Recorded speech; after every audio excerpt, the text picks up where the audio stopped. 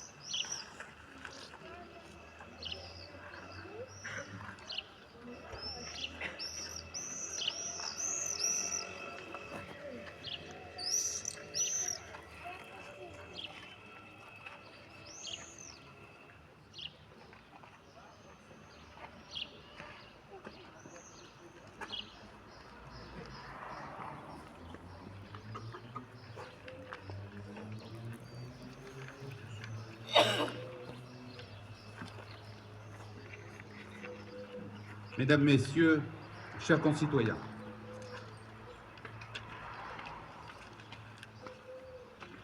nous nous réunissons aujourd'hui, en ce 14 juillet 2024, pour célébrer ensemble la fête nationale.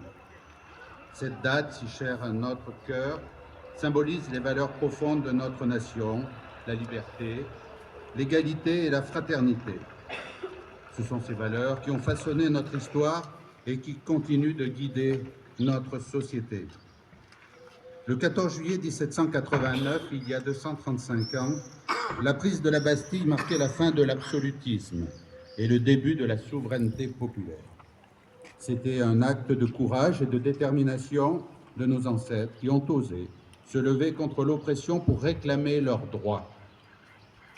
Puis le 14 juillet 1790, la fête de la Fédération concrétisait l'unité et la réconciliation nationale. Depuis lors, cette journée est dédiée à la commémoration de notre histoire et à la célébration de nos valeurs. Les valeurs de liberté, égalité et fraternité ne sont pas nées du jour au lendemain. Elles sont le fruit de longues luttes et de sacrifices. La liberté représente notre aspiration à vivre sans oppression, à penser et à agir selon notre conscience. L'égalité incarne notre engagement à traiter chaque individu avec équité, sans distinction. La fraternité, enfin, nous rappelle que nous sommes une communauté solidaire, unie par des liens de respect et d'entraide. Notre participation forte aux dernières élections européennes et surtout législatives qui ont été organisées en juin dernier et début juillet sont l'expression de notre démocratie. Au fil des années, notre nation a traversé de nombreuses épreuves, des guerres, des crises économiques, la pandémie de Covid-19. Chaque fois, nous avons fait preuve de résilience et de solidarité. Cette solidarité se manifeste dans notre capacité à nous soutenir mutuellement, à partager nos ressources et à travailler ensemble pour surmonter les obstacles. Les temps chaotiques que nous vivons, les tambouilles et les magouilles politiciennes dont nous sommes tous ici, des spectateurs stupéfaits, qui conduisent à une hystérisation des passions, comme ce fut le cas au cours de la séance du Conseil départemental du Puy-de-Dôme jeudi dernier, ne doivent pas nous faire oublier que nous devons d'abord rechercher des solutions aux maux de notre société et de notre pays par la voie démocratique, l'écoute et le dialogue.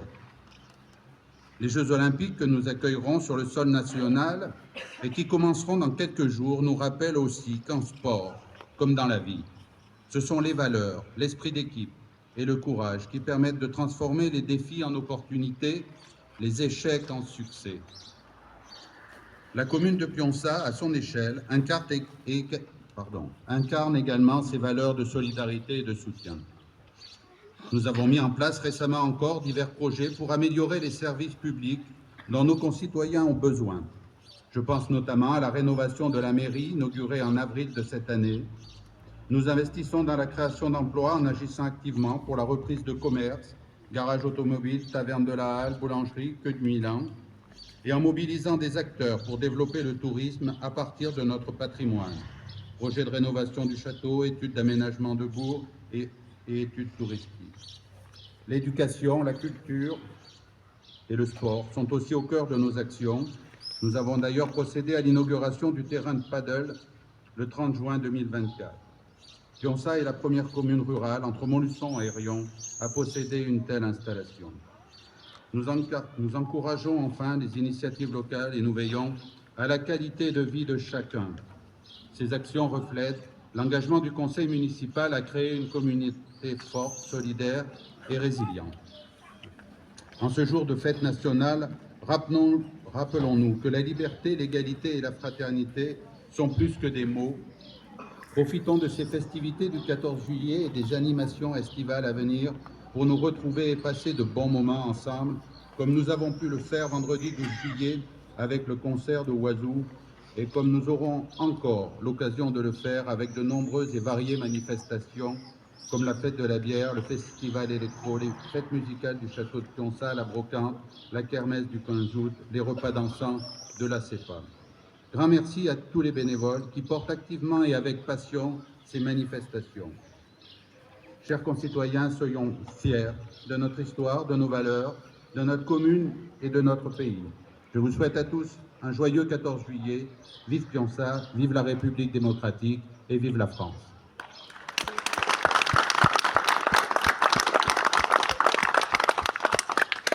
Je vous demande de respecter une minute de silence à la mémoire de toutes celles et ceux qui se sont battus pour notre liberté et pour la République.